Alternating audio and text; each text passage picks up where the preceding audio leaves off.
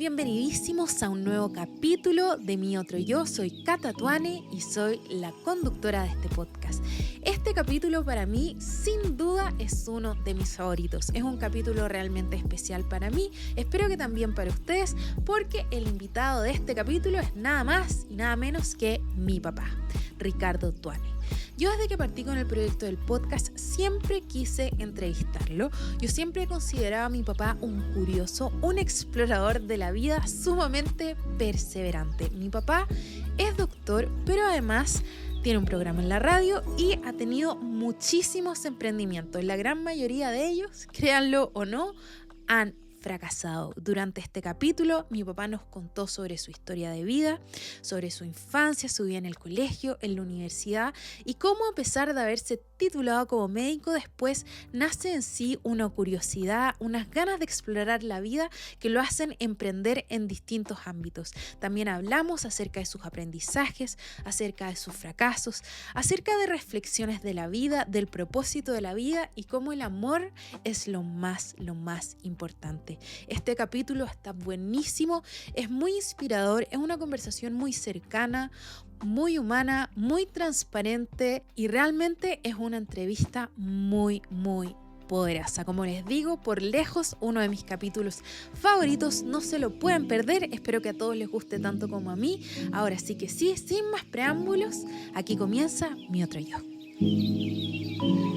Hola papá, ¿cómo estás? Muy bien, gracias. ¿Cómo está tu hija? Bien, también lo que estábamos hablando antes de la entrevista es que estoy un poco nerviosa. Generalmente me ponía nerviosa en las entrevistas 1, 2 y 3. Después como que se me pasó, pero entrevistarte a ti no sé por qué, pero me pone un poco nerviosa. Pero qué bueno que estemos juntos, pues, hija. Esto es lo más importante, estar juntos. Así es. Oye papá, yo quiero darte las gracias públicamente, quiero aprovechar esta instancia.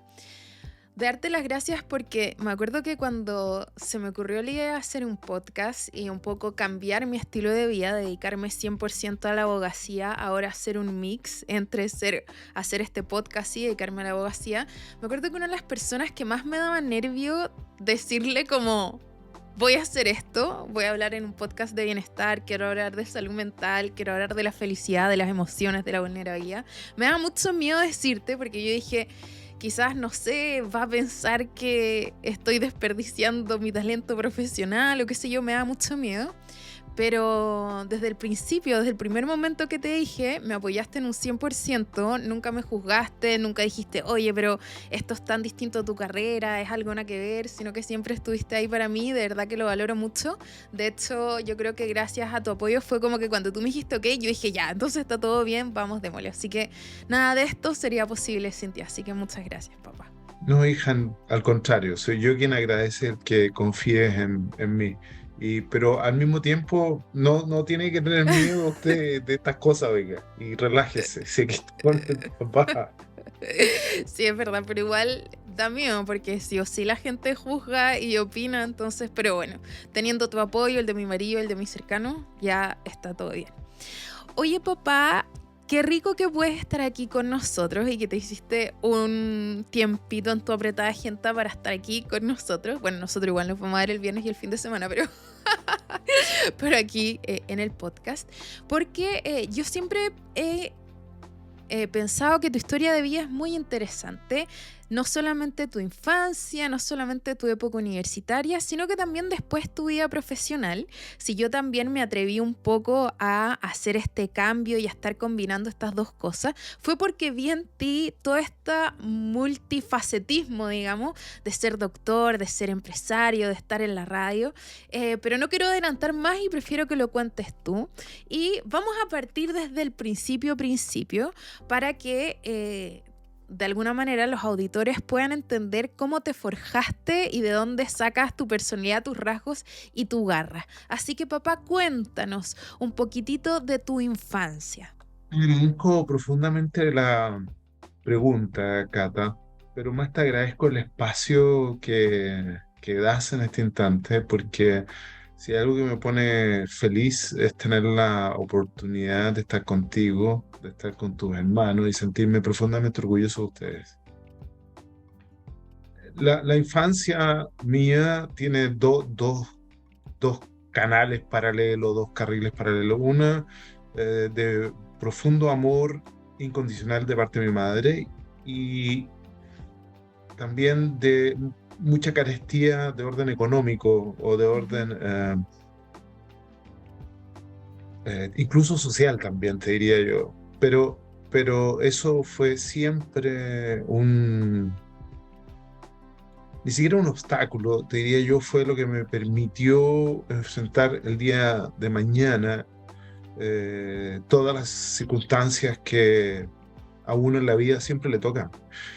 Eh, la vida está llena de cambios, está llena de desafíos y parte día a día. Entonces, en la medida que uno, cuando pequeño, recibe una suerte de amor incondicional, como fue lo de mi mamá, yo nunca viví con mi papá. De hecho, mis papás estaban separados antes de que yo naciera. Entonces, si bien es cierto, mi papá era una persona que de alguna manera mostró cierta preocupación y yo lo vi con cierta regularidad, pero nunca viví con él. Y por lo tanto fui creando imágenes paternas a través de un hermano de mi mamá, el tío Germán, después, bueno, mi propio padre, por supuesto.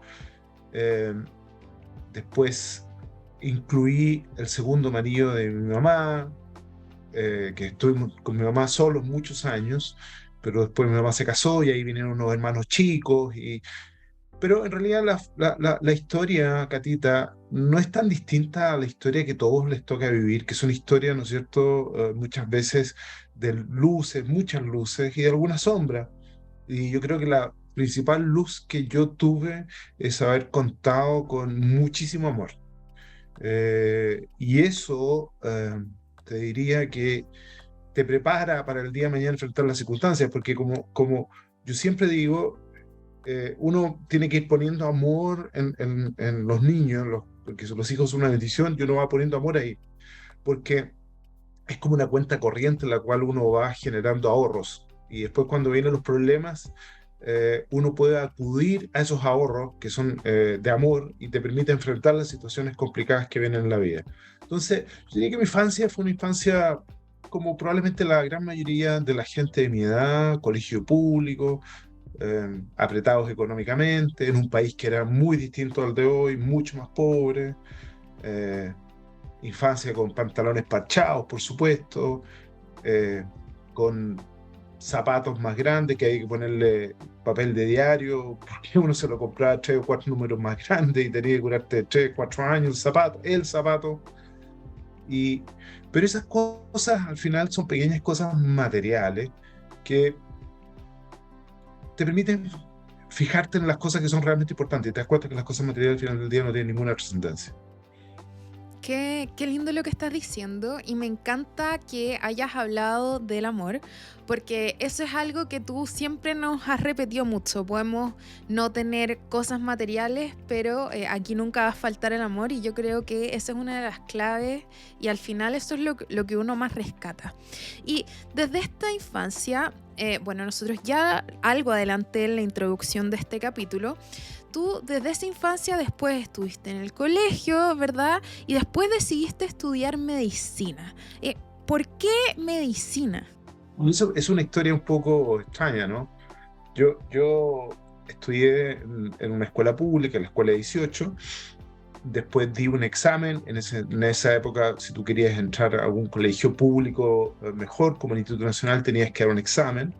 Y yo entré en quinto básico al Instituto Nacional y fui un alumno relativamente bueno, no descollante, pero relativamente bueno, muy maldadoso. De hecho, en séptimo básico a mi madre la llamaron, le dijeron que tenía dos posibilidades: o que me retiraba del colegio o me cambiaba a un curso nuevo que se estaba creando en el colegio, porque era que había que tener a los cabros ahí un poco mirándolo en forma especial. Y mi mamá, por supuesto, sola dijo, no, no, no, déjenmelo aquí en el colegio, mírenlo todo lo que quieran a este cabro. Bueno, y al terminar cuarto medio, el colegio me marcó mucho.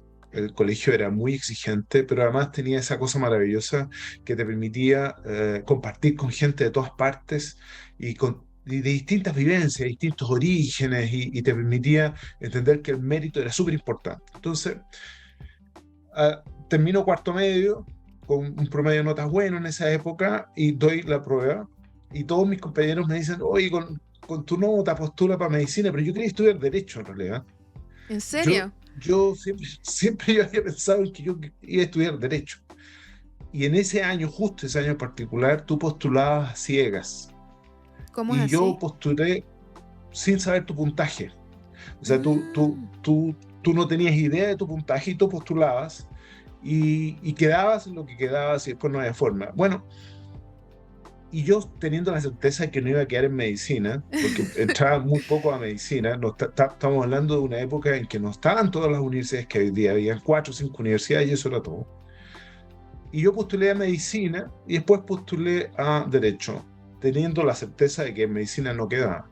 Bueno, fui el último en entrar en medicina y ahí no te podías cambiar. Y yo después traté, incluso fui a la Universidad de Chile a decir, miren, yo en derecho habría entrado, no sé, en el segundo puesto y entré en último lugar a medicina. ¿Cómo?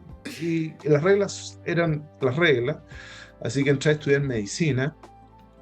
Me costó el primer año, me costó mucho. Las notas, el esfuerzo, fue una bofetada, porque en realidad me tocó competir con gente muy inteligente, muy chora, además, también fue una vivencia maravillosa. Me costó, me estresé, pero me encantó. Participé en la vida universitaria profundamente, me enamoré de lo que estaba haciendo y ya decidí que esa era mi vida y ahí me quedé. Y, y lo disfruté inmensamente. Qué interesante eso de postular a ciegas y más encima. Y qué curioso también que hayáis dicho como es obvio que no voy a quedar, pero voy a ponerlo igual, porque si como que ni siquiera teníais ganas de estudiar, quizás ni siquiera lo tendría que haber puesto. Está bien, son de las cosas que uno hace en la vida que uno mira para atrás y dice, bueno, de alguna forma el destino te va llevando. Cuando uno trata de controlar todo en la vida, te das cuenta que es incontrolable. Eh, hay ciertas cosas que confluyen y que te llevan, y cuando uno dice, ¿por qué esto me ocurre? Pasa algún tiempo, miras hacia atrás y dices, qué bueno que me ocurrió. A pesar que en ese instante probablemente generó desconfort, generó dolor, generó incomodidad, pero después te das cuenta que tenía probablemente un sentido profundo y mucho más valioso incluso.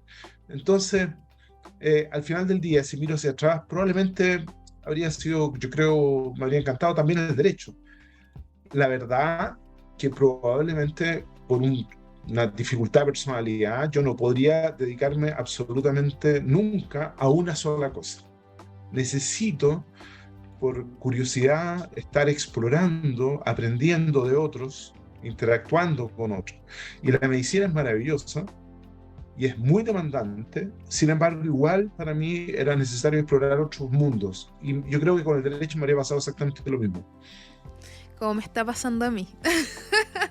Lo que sería Así no se es, hurta.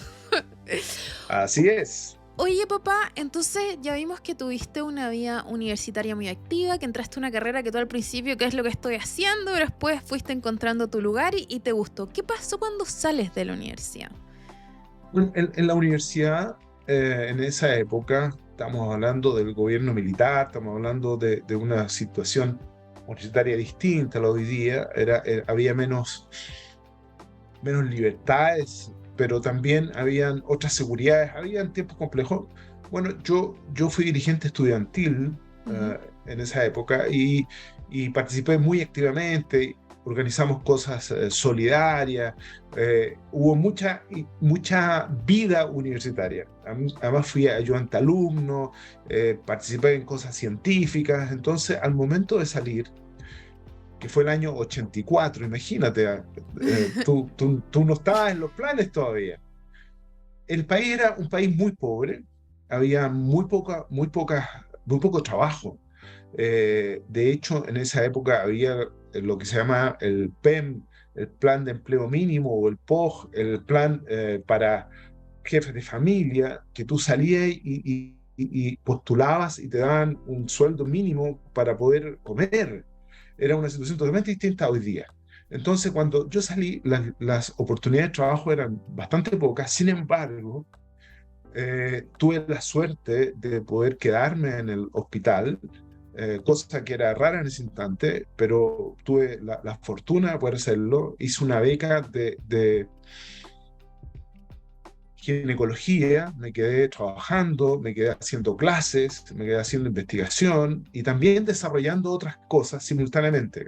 Hicimos una revista científica que la desarrollamos, que fue y tuvo circulación por toda Latinoamérica, por toda la América hispanoparlante, fue muy exitosa, que se llamaba Actualizaciones en Ginecología y Obstetricia. Hicimos congresos, hicimos publicaciones, hicimos un montón de cosas en ese instante que fueron bastante revolucionarias, y que además me permitieron conocer gente súper interesante de otros países también, y me permitieron además desafiarme a mí mismo en términos de que hay un mundo siempre por hacer y un mundo por descubrir. Y bueno, yo evidentemente estaba en el Hospital Barros Luco, un hospital pobre, un hospital con una sobrecarga asistencial gigantesca, faltaban muchas cosas. Es súper difícil transmitir, hija, las vivencias que uno tuvo, pero en esa época, por ejemplo, las mamás cuando tenían guaguita, Ujú. tú las ponías en una cama con su guaguita y en los pies había otra mamá con otra guaguita en la misma cama y había una sábana y una frazada y eso era todo. O sea, 4 seres vivos en un hospital por cama porque no había más recursos. Pero eso te permitía a ti aprender y desafiarte y con una sonrisa tratar con dignidad a la gente que era gente muy pobre, con muy pocos recursos, pero que se merecía lo mejor. Entonces era una enseñanza de vida súper potente, maravillosa y que me marcó hasta el día de hoy, que es que la gente, estoy yendo a otro lado, pero me parece que es importante que la gente siempre hay que tratarla con dignidad, que la dignidad y el cariño hacia la gente es súper importante. Yo creo que eso de Mm. alguna manera también ha ido marcando mi vida y ha hecho que de vuelta uno reciba mucho cariño, mucho afecto. Qué Sí. lindo lo que estás contando, papá, me encanta. Oye, ¿y qué pasó después de estar en el hospital? ¿Cómo pasamos de estar dedicados 100% a la medicina a ahora tener una gama tan variada de actividades? Yo creo que fue un poco paso a paso. Esta cosa que te contaba yo armé un pequeño centro médico con otros amigos, con otros doctores que tú conoces, que tú hoy día les dices tíos, porque nos hemos recorrido la vida juntos, y gente súper potente y que ha hecho una carrera maravillosa, y tanto en lo clínico como en lo académico. Armé un pequeño centro con otros colegas, que fue en ese instante uno de los primeros centros que existió, centros médicos, y por lo tanto hubo que administrar y empecé a desarrollar una pequeña beta empresarial ahí, para tratar de que las cosas no se hundieran y entender lo que significaba tener gente a cargo, de pagar un sueldo, de tener tu asistente, de tener alguien que hiciera el aseo, que había que comprar las cosas, la toalla, pagar la luz. Entonces hubo que desarrollar una beta que no era una beta más bien funcional, sino que más bien una beta de orden de emprendimiento.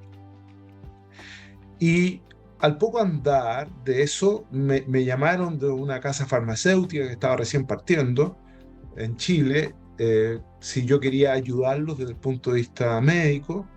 Lo encontré súper desafiante y entré y estuve con ellos muchos años, aprendí muchísimo, vi gente muy inteligente, muy capaz, me enseñó y aprendí un poco ahí en una escuela, muy de terreno, muy de ser más que teórico, cómo se podían generar empresas.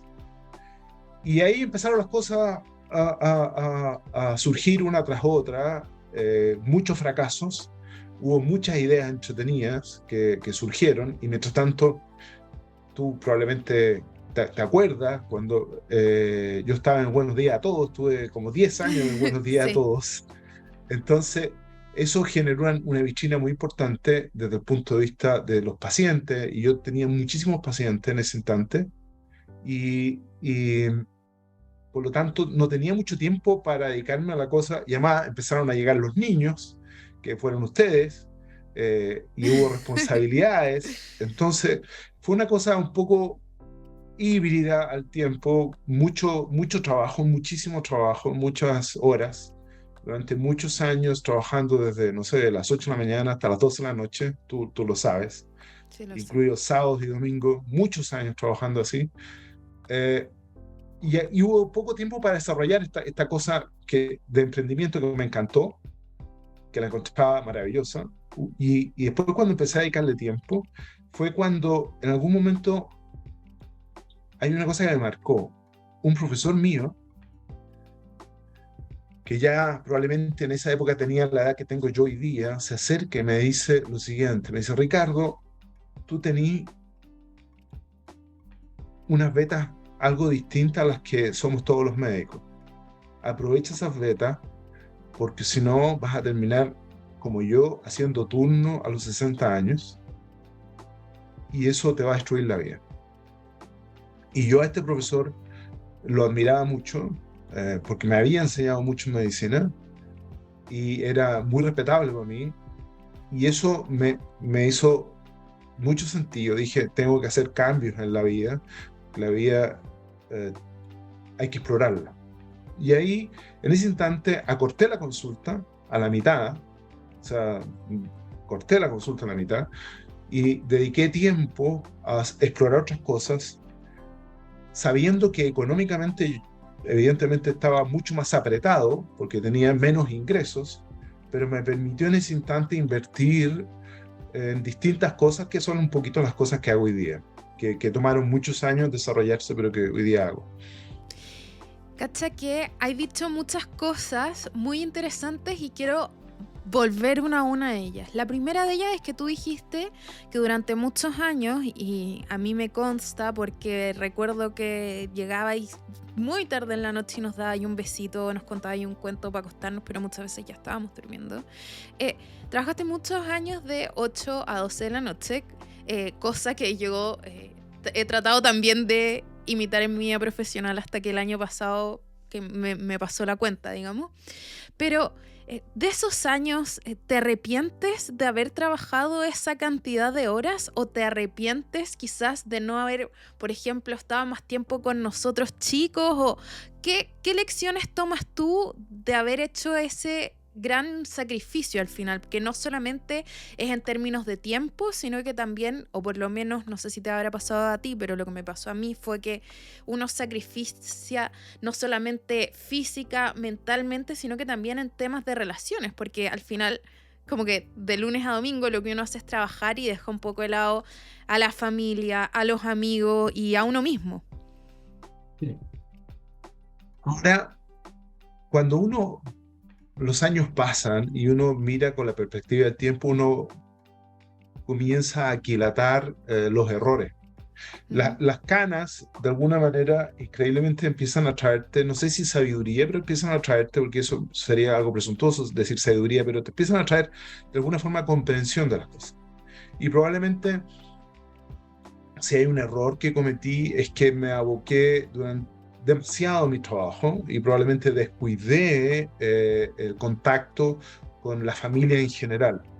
A pesar de que hice lo posible, como tú muy bien dices, de llegar en las noches siempre, a sentarme con ustedes, a contarles un cuento, a salir a pasear con todos ustedes y los vecinos también, y salir de aventuras a la hora que fuera. Pero a pesar de eso, de tratar de tener, entre comillas, lo que siempre se dice, mucha calidad de tiempo más que cantidad, yo creo que la cantidad más la calidad de tiempo para uno y para los que te rodean es muy importante. Entonces, cuando tú misma me dijiste, quiero explorar estas otras cosas y voy a, por lo tanto, bajar un poco mi carga laboral, yo lo aplaudí de inmediato porque dije, la Cata es mucho más sabia que yo. Partió antes que yo entendiendo de que la vida hay que explorarla, hay que vivirla en intensidad, pero también dándose los respiros y los tiempos para uno y para los que te rodean, que es tremendamente importante, porque uno de repente era egoísta en eso. Oh, como que te juro que me llegué a emocionar. Oye, papá, y bueno, todo esto quiero aclararles a todos que sí, si bien mi papá trabajaba mucho, siempre nos llevaba a aventuras. Me acuerdo, nosotros vivíamos en ese tiempo en una parcela en Peñalolén, que de hecho yo estoy viviendo aquí mismo ahora, en un departamento.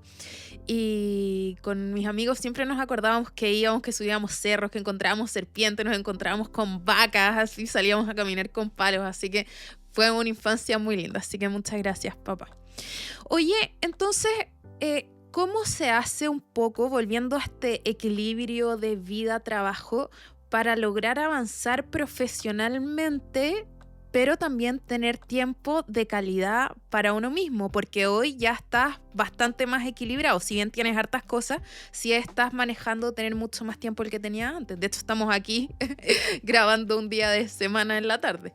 No, yo creo que uno comienza a descubrir algunas cosas y lo primero es que comienzas a entender que la formación de los equipos y rodearte de gente capaz y que sepa más que uno y que te enseñe y gente de confianza es súper importante porque te permite delegar. Entonces de repente uno puede generar una idea que puede ser atractiva y buscas un equipo de trabajo o buscas un socio que de alguna manera te complemente, te desafíe, te ayude, de tal manera que uno no necesariamente tiene que estar absolutamente en todo.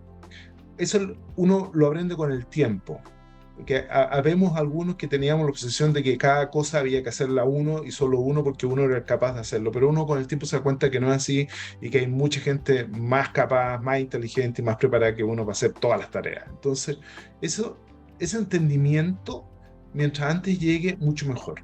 Lo segundo me parece a mí que es súper importante, y vuelvo a decir, esto te lo digo por tercera vez, que explorar la vida por sí misma ya vale la pena. Independiente que el resultado final sea que tu proyecto, sea cual sea, desde el arte, desde la lectura, desde el emprendimiento, desde el desarrollo científico, desde lo que sea, que tu proyecto, que el viaje para construir el proyecto, independiente termine, sea lo suficientemente entretenido. Y para eso hay que encontrar buenos compañeros de viaje. Y esto que te estoy diciendo, fíjate que es súper importante. Otro amigo, socio mayor mío, no sé si tú te acuerdas de él, Brunato, Félix, un Sí, soñador que perfecto. tuvimos, claro, con Félix tuvimos una chocolatería y juntos, y Félix me decía, Ricardo, que él había tenido mucho emprendimiento, él siempre fue un soñador, era un tipo extraordinario, yo gozaba con él. Y Félix siempre decía, búscate un socio con el cual tú te sientas en la mesa y sientas que estás disfrutando ese momento. Y, y pucha que es cierto. Entonces, en las cosas que he ido construyendo, que son poquitas, pero que son valiosas en términos de la experiencia y en términos de lo que contribuyen en su entorno, todos los socios y todos los equipos con los cuales me toca compartir, me siento profundamente orgulloso de eso y tengo por muchos de ellos admiración. Entonces, eh, yo creo que por ahí va la clave, construir equipos, rodearse de gente entretenida, confiable, sana, los círculos de virtud, los círculos de virtud. Es muy cierto porque, y cuando tú decías, cuando uno quiere hacer las cosas como uno y solamente uno sabe hacerlas bien y tener el control, eso fue un poco lo que a mí me pasaba. Yo sentía que si yo no hacía las cosas o si no se hacían de la manera que yo las hacía, entonces o podían salir mal o se salía el control.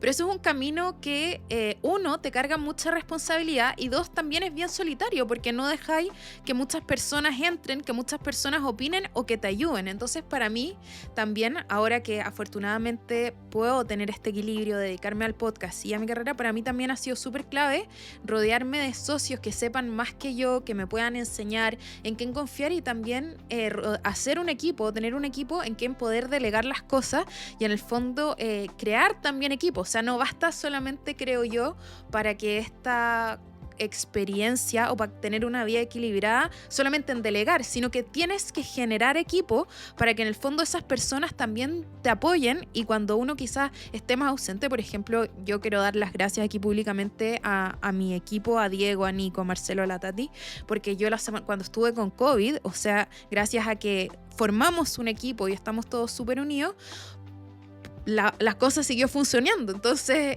no es que yo no sea indispensable en mi equipo, pero ellos fueron capaces de suplirme, qué sé yo. Así que yo creo que sí, delegar, hacer equipo y también aprender a soltar un poco el control y confiar en la gente que te rodea es una de las claves. Sí.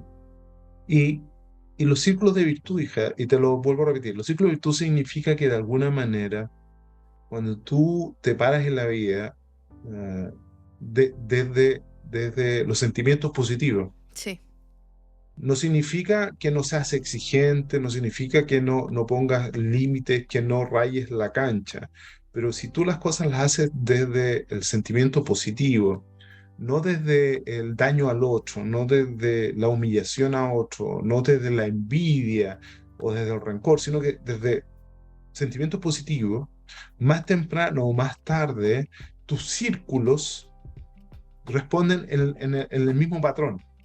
Y eso es muy bueno porque significa que esos círculos son círculos que te protegen y que cuando uno exacto. está en dificultad, que hemos estado en dificultades, dificultades de todo tipo, dificultades afectivas, emocionales, laborales, económicas, familiares, pero esos círculos de virtud aparecen como una red que te protegen y de alguna manera te permiten pasar por esas travesías de alguna manera un poco más protegido. Sí.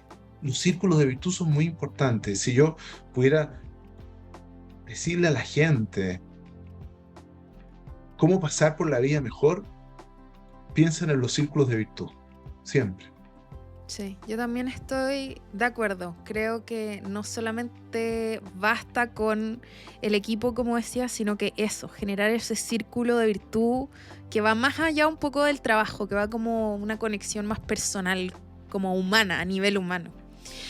Oye, y quiero volver a rescatar otra cosa que dijiste. Una cosa era el equilibrio de trabajo, cierto, vida personal, y la otra que dijiste es, yo tuve miedo, corté mis pacientes a la mitad, estuve más apretado económicamente, ya nos tenías a nosotros somos 4, o sea, no es menor el gasto, pero ¿qué fue lo que de alguna manera te hizo superar ese miedo, estar más apretado y decir voy a hacer esto igual?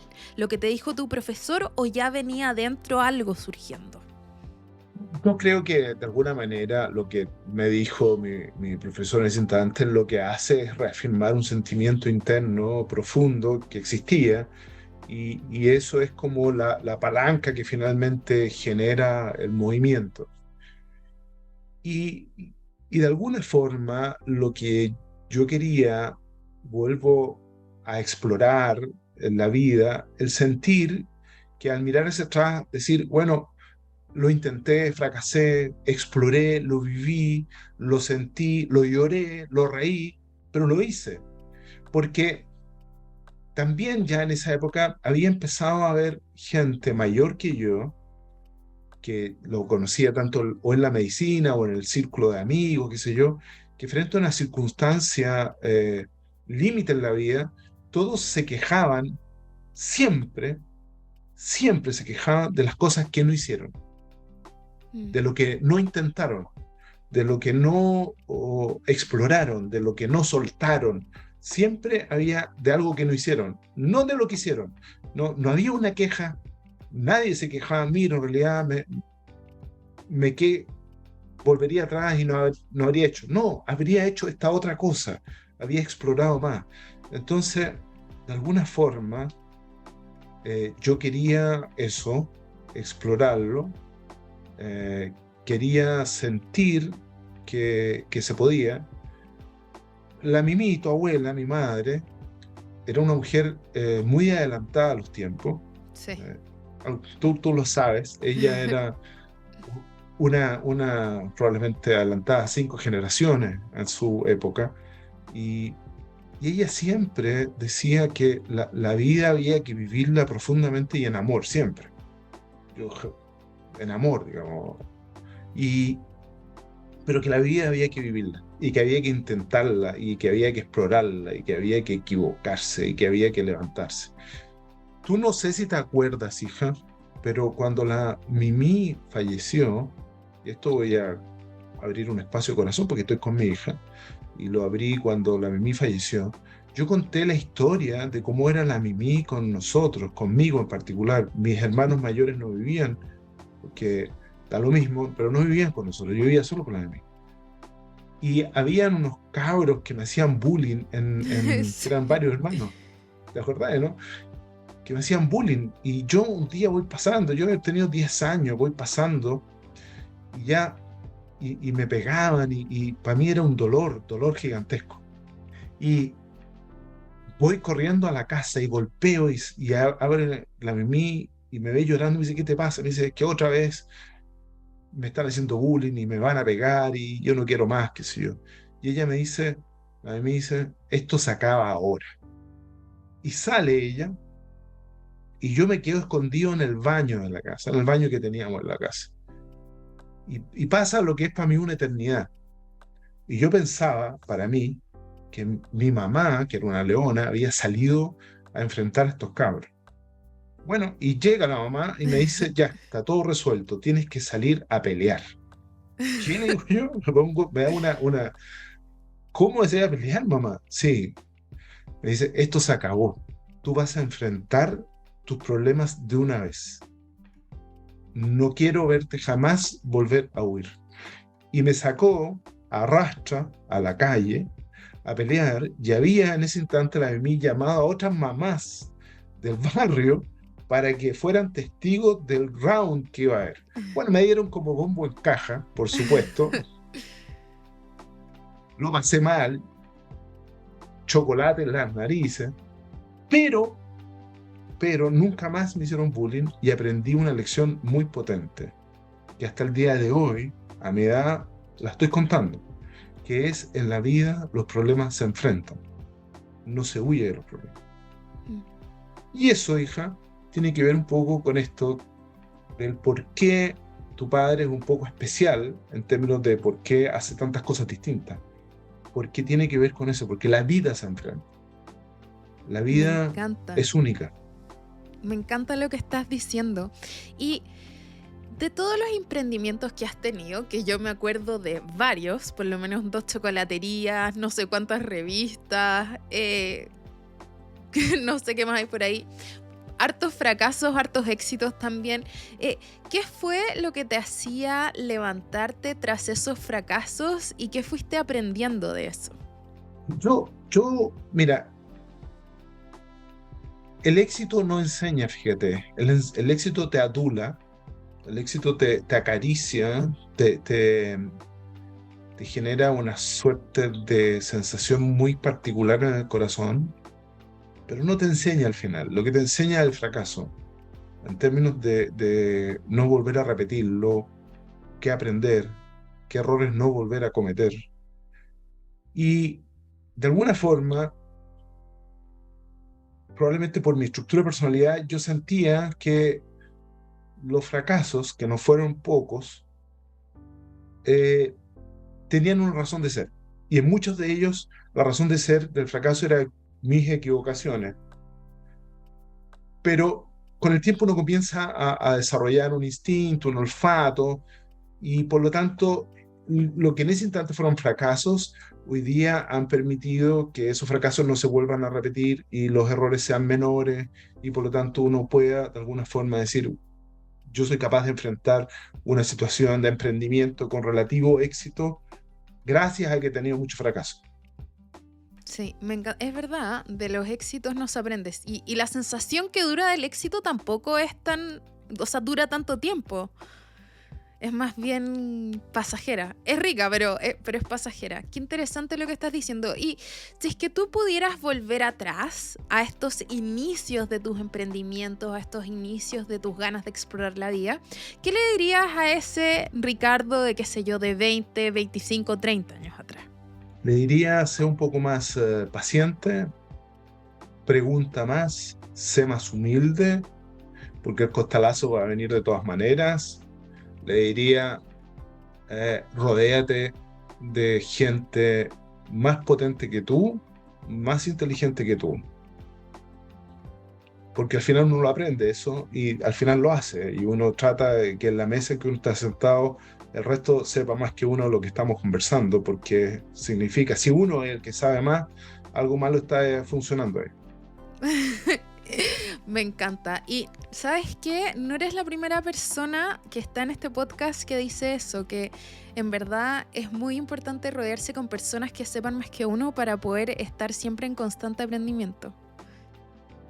Lo que pasa es que si tú me dices, papá, pero en términos financieros, cuando tú analizas el proyecto, no, yo lo hago desde la guata, desde el olfato que uno ha aprendido a desarrollar, pero le pido a alguien que sepa, que nos ayude y que nos desasne, que nos diga, mira, por aquí va la cosa, para poder entender. O sea, cuando hay desafíos, por ejemplo, técnicos, necesariamente tiene que haber alguien que técnicamente o que en un área en particular maneje las cosas en mayor profundidad. Uno lo que aprende con los años a desarrollar, de alguna manera, es una suerte de instinto de entender cómo funcionan las cosas, dónde están las prioridades y cómo formar equipo. Que al final del día, cuando tú formas un equipo y un equipo afiatado, un equipo que se respeta, que se quiere, que no es fácil porque los recursos humanos, nosotros los seres humanos, somos muy complicados, al final del día los equipos son lo más importante. Sí, yo también creo que ahí está la base para poder ir creciendo. Oye, y de todo este camino que tú has recorrido desde la universidad hasta el día de hoy, ¿qué es lo que tú piensas de tu propio camino? Que ha sido entretenido, que he sido en algunas cosas muy miedoso, que probablemente debería haberme atrevido a hacer otras cosas más, que queda un mundo por explorar y que la vida ha sido profundamente generosa conmigo, con cosas que tienen que ver fundamentalmente con el amor. Porque al final del día, hija, las cosas más importantes tienen que ver con los afectos. Todo el resto pasa a ser secundario. Yo también creo.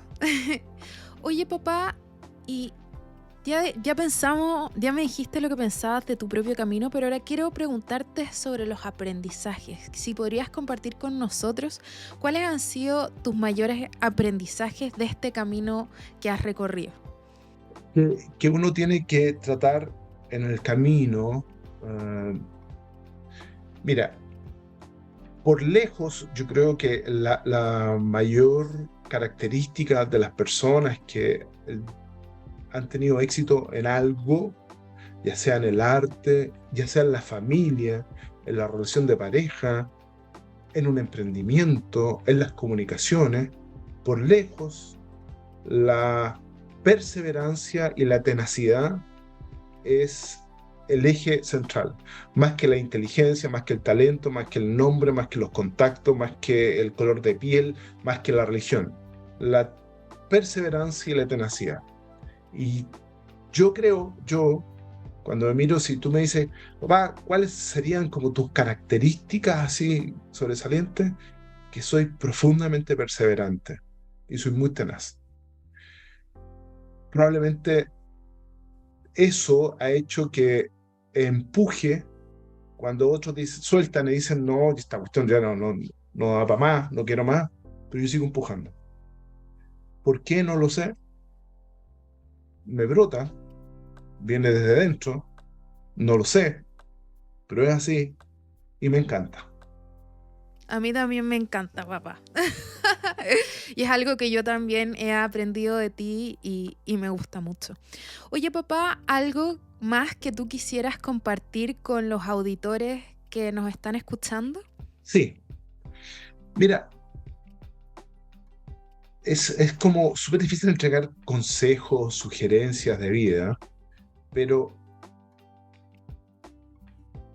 el amor, el amor por la familia, el amor por los amigos, el amor por la experiencia, el amor por lo que uno hace, es fundamental.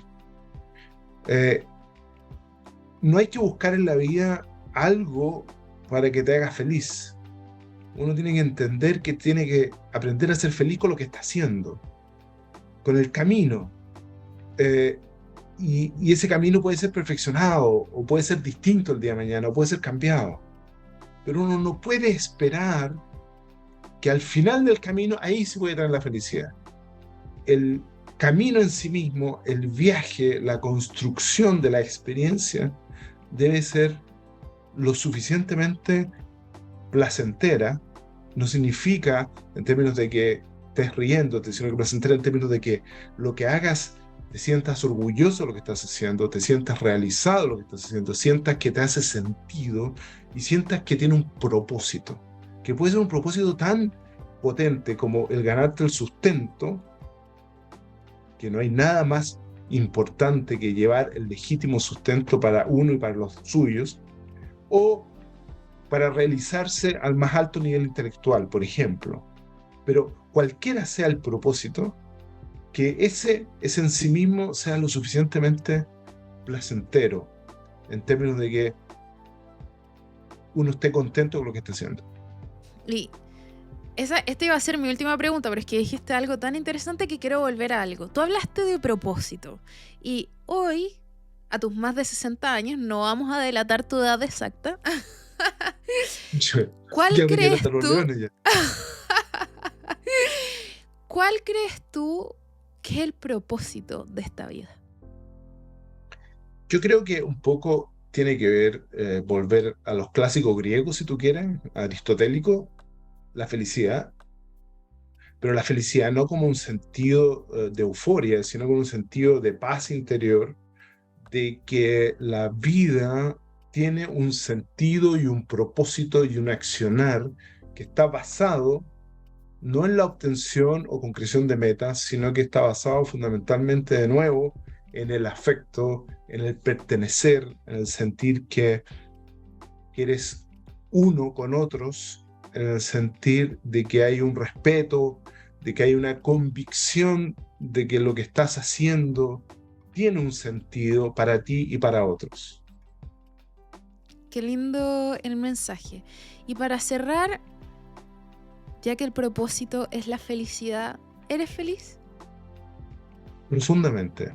Eso no significa que algunas veces, si tú lo sabes, no tenga lo que yo llamo una rodilla en el suelo, digamos, y esté profundamente eh, dolido por distintas circunstancias que nos pasan a todos en la vida, personales o con los que te rodean. Por supuesto que hay momentos de mucho dolor, de mucha desesperanza, de mucha aflicción, pero a pesar de eso, aún más en el fondo hay una sensación profunda de felicidad, sí. Qué lindas tus palabras, papá. Me encanta.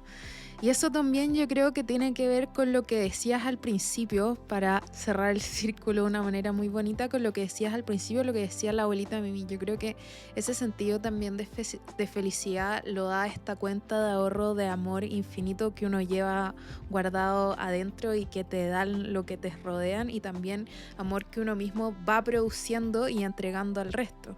Así es. Créeme.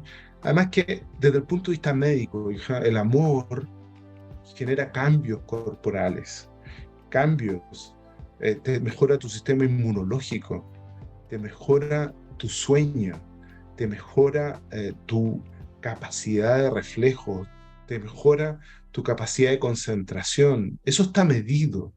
Entonces, el amor no es una cosa etérea, romántica, a lo Romeo y Julieta. El amor, en términos de esa sensación positiva, profunda que viene desde el alma y que en equilibrio, se traduce además en cosas corporales.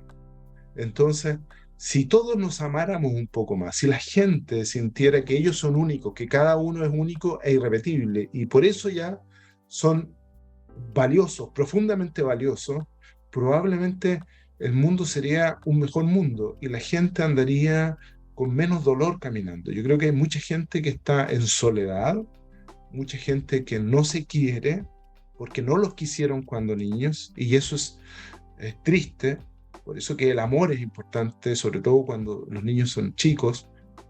Y si nosotros lográramos que la gente fuera un poquito menos sola y un poquito con más de amor, probablemente muchas de las cosas malas que vemos que ocurren, no solo en Chile, sino que en todo el mundo, no ocurrirían. La invitación entonces es a vivir todos un poquitito más del amor. Oye, papá, ahora quiero pasar a la última sección de esta entrevista, que es la tripleta, un set de 3 preguntas cortitas que a todos nos van a dejar con los ánimos muy arriba. Y la primera pregunta preguntosa es... Redoble de tambores. ¿Qué actividad cotidiana te hace particularmente feliz? Jardinear. Yo sabía que iba a decir eso. Pero sí, pues si ustedes mismos además cuando estoy como ya colapsado con cosas, no hay nada mejor para mí que salir a cortar ramas, a podar, a hacer un hoyito en la tierra y no, feliz, me encanta. Yo sabía que iba a decir eso y me encanta que hayas sido tan honesto. Soy muy básico, yo sé. Soy muy básico, yo sé. No, es lindo, las plantas son muy lindas. Tener algo que cuidar y ver cómo crecen y florecen y se transforman, encuentro que es muy enriquecedor. Aunque a mí se me mueren todas, pero bueno, algún día mejoraré. Oye, papá, la segunda pregunta es, ¿cuál es uno de los mayores placeres de la vida?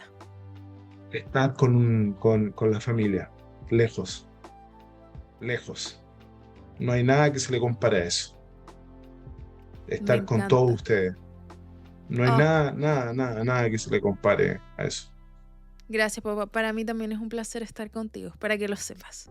No es solo unilateral. Gracias. Oye, papá, y la última pregunta es, ¿cuál es el mejor consejo que te han dado? Me lo dio la Mimi. Y yo se los he repetido hasta cansancio a ustedes. Y uno al principio no lo entiende, pero después con la vida sí. Mano de acero con guante de seda. Es decir, firme en sus convicciones, pero siempre con una sonrisa. Sí, es Pero un firme en sus consejo que... convicciones. Exacto. Siempre lo has dicho desde... Y a veces me costaba entenderlo, pero sí, yo creo que hay cosas en las que uno no puede transar, pero no porque uno esté firme en sus convicciones significa que vas a ser duro, tosco y respetuoso con el otro. O sea, una Así cosa es es. ser firme y otra cosa ya es derechamente estar tratando mal a la gente. Así es. Oye, papá, para mí y yo creo que para todos los auditores que nos están escuchando ha sido un placer tenerte acá. Muchas gracias por compartir tus experiencias de vida, muchas gracias por hablarnos de tu mamá, de cómo fue tu experiencia en el colegio, la universidad, tus aprendizajes. Ha sido de verdad que muy, muy enriquecedor. Tú no sabes lo orgulloso que me siento de ti, hija, y lo agradecido que estoy por este espacio de intimidad y de afecto. Aunque no lo vea nadie, esto, el solo hecho de que los dos podamos estar juntos, para mí ya me llena el corazón. Qué lindo, papá. De hecho, también te iba a decir que lo he pasado muy bien y me encantó escucharte. Te miré todo el tiempo con mucha admiración y con mucho orgullo, así que, bueno, yo siempre te lo digo, todos los días básicamente, pero me encanta que seas mi papá. Gracias, hija. No, Y vamos a me terminar encanta aquí que... los dos llorando, ¿ah? Sí. Pero bueno, yo te adoro, tú sabes, igual que a tu hermano, yo los adoro. Muchas gracias por estar acá, papá. Yo también te adoro. Un abrazo. El golpe final, un fatality de buena onda. Aquí comienza la última sección del podcast, el golpe final, un fatality de buena onda. Y esta semana celebramos la confianza en uno mismo, el amor propio, esa garra interna que uno tiene que tener para cumplir sus sueños. Y lo hacemos a través de una frase que dijo Charles Chaplin y dice así: hay que tener fe en uno mismo, ahí reside el secreto. Aun cuando estaba en el orfanato y recorría las calles buscando qué comer para vivir, incluso entonces me consideraba el actor más grande del mundo. Sin la absoluta confianza en sí mismo, uno está destinado al fracaso. Y es que, como ya lo hemos hablado en muchos otros capítulos, los demás siempre van a tener una opinión, sea para alentarnos, desalentarnos, buena o mala, siempre va a tener una opinión. Lo importante es lo que uno piensa de sí mismo, que uno piensa que puede lograr todos sus sueños, todos sus metas, como dice Charles Chaplin. Sin la absoluta confianza en sí mismo, uno está destinado al fracaso. Hay que tener fe en uno mismo. Así que con esa celebración de la confianza y el amor propio cerramos este capítulo, este capitulazo, uno de mis favoritos sin duda. Espero que a ustedes les haya gustado, les haya encantado tanto como a mí. Los invito a seguirnos en redes sociales, Mi Otro Yo Podcast, en Instagram, TikTok, Facebook, y a escuchar este capítulo en Spotify, Apple Podcast y verlo en YouTube. Que tengan una semana maravillosa, luminosa. Nos estamos viendo y escuchando la próxima semana. Un abrazo. Chao.